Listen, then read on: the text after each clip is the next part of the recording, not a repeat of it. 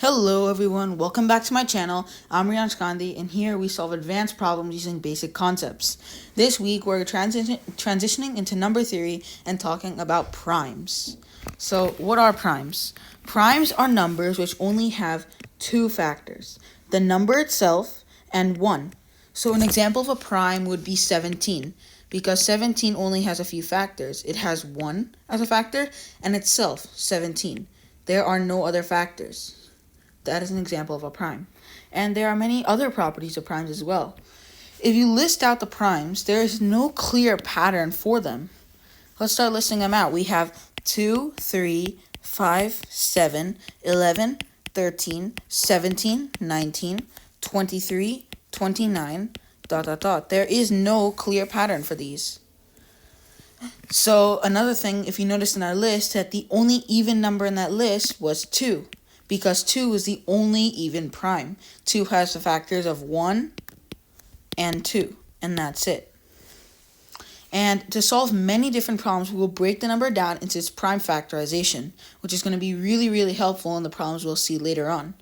So just for some quick practice, you can try these problems out. I'm going to solve one of them. Actually, not, I'll solve two of them.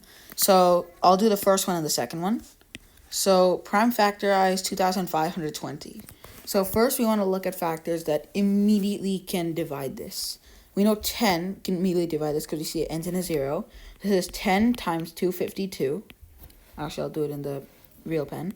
10 times 252. And we also know that then 252 is the sum of the digits is 9, and that means it's divisible by 9. So 10 times 9 times, and then what is 9 times blank will get you 252? Let's do some quick math here. It'll be 28. All right, and now 28 we know is just simply 4 times 7. And we now that we have it down into this, we can now prime factorize it further. 10 is 2 times 5. 9 is 3 squared. 4 is 2 squared. And 7 is prime, so we just keep it as 7. And now we can combine the powers. 2 and 2 squared will go to make 2 cubed. 3 squared will stay by itself. And 5 will stay by itself, and 7 will stay by itself. So thus our prime factorization is this. All right, let's go to our next one. Prime factorize 15. This one doesn't look too bad. 15 is just simply 3 times 5, and we're done. All right, let's move on to some problems. Find all positive integers n such that 3n minus 4, 4n minus 5, and 5n minus 3 are all prime numbers. Okay. So here we're going to have to make use of the fact that the only even prime number is 2. Why? Because let's take a look at our basic rules. Prime numbers, we know, are all odd except 2. 2 is the only even prime. And if we look at these, right, let's just say we have 3n minus 4. Plug in an odd number, n equals 3. That'll get you to 5. N equals 2 will get you to 2. So an even number will get you to an even. But if we look at some of the other numbers, like 4n minus 5, n equals 3 will get you to 12 minus 5, which is equal to 7, which works because 7 is odd. But if you look at 5n minus 3, plug in n equals 3, and you'll get 12. N equals 5 and another odd number, and guess what? You'll get 22. You'll keep getting even numbers, and even numbers will always be composite except 2, but there's no way to make this 2 without n being odd.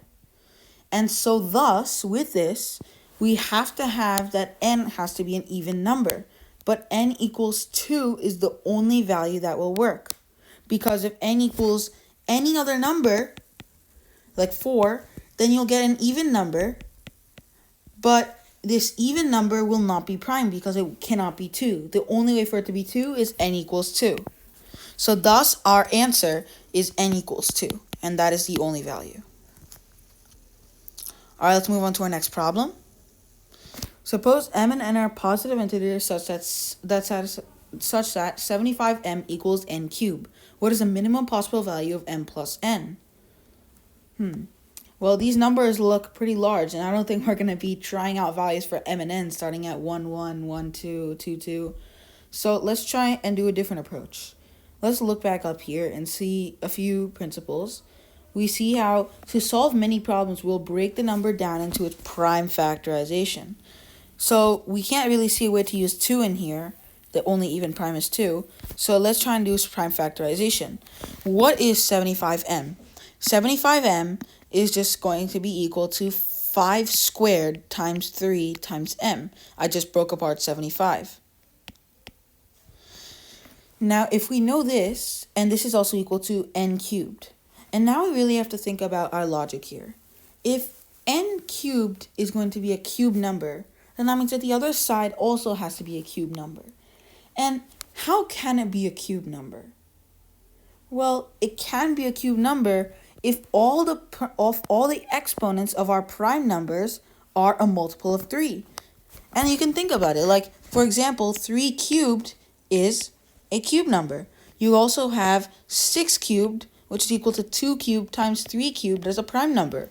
You also have 2 to the power 6 times 3 cubed as a cube number, because this is just the same thing as 2 to the power 6 is 4 cubed, and 3 cubes still stay the same, and this is just 12 cubed. So we know then that means that our exponents have to be a multiple of 3 for our prime factors. So what will we have to multiply by to make this 5 squared and 3 have the exponents a multiple of 3? Well, the closest number that will get 5 squared to a cube number is multiplying by 5. So m will be equal to 5 times, and how can you get 3 to a power of 3 that is such that the exponent is a multiple of 3? Well, 3 times 3 squared will get you to 3 cubed. So we'll have to multiply by 3 squared. And this is equal to 45. So now that we know that, this expression will then become 5 cubed times 3 cubed, which is equal to 15 cubed. And so n is 15, m is 45. The minimum possible value of m plus n is 45 plus 15, which is equal to 60. And that's our answer. All right, let's move on to the final problem. The number 25 to the power of 64 times 64 to the power of 25 is the square of a positive integer n. In the decimal representation, what is the sum of the digits of n? Okay, this looks like a complicated number, and who's going to be multiplying that out? So we know it's going to be square of a positive integer n, so that means that it will be in the form n squared. So we have to make this into squares. Let's prime factorize this even more. 25 to the power of 64 is 5 squared to the power of 64, which is equal to 5 to the power of 128. And 64 to the power of 25 is 2 to the power of 6 to the power of 25, which is equal to 2 to the power of 150. Okay. Now, what do we see here? Can we take these to make some square numbers? Well, 2 to the power of 150 is equal to 2 to the power of 128 times 2 to the power of 22. And the reason I did that is because we will then get common exponents here. And so now we just are multiplying these together. 2 to the power of 128 times 5 to the power of 128 is 10 to the power of 128. And now this is then going to be multiplied by 2 to the power of 22. Now, can we see a little bit of a pattern here? We'll make this a square now, and this is square, so that way it'll end up in the form n squared. 10 to the power of 128 is 10 to the power of 64 whole squared. And then 2 to the power of 22 is 2 to the power of 11 whole squared. And now, this is just going to be equal to then 10 to the power of 64 times 2 to the power of 11 whole squared. And what's this asking for? The sum of the digits of n. Now, this is n. But this is still extremely, if you were to multiply it out, it would be difficult. But what we realize is 10 to the power of 64 will actually not have a crazy sum of digits. If you think about it, 10 squared will get you the sum of, will get you to 100, which is 1, sum. 10 cubed will get you to, again, will get you to 1,000, which will get you a sum of 1. And the sum will always be 1, right? And what it'll basically be is 1 followed by 64 zeros. And now this is multiplied by 2 to the power of 11. Now 2 to the power of 11 isn't that hard to calculate. 2 to the power of 10 is 1024. So 2 to the power of 11 would be 2048. So it's just going to be 2048 times this mess, which will just get you to 2048 times. And these zeros will not matter. So our sum of digits will just be 2 plus 4 plus 8 plus 0, which is going to be equal, or actually would be the other way around.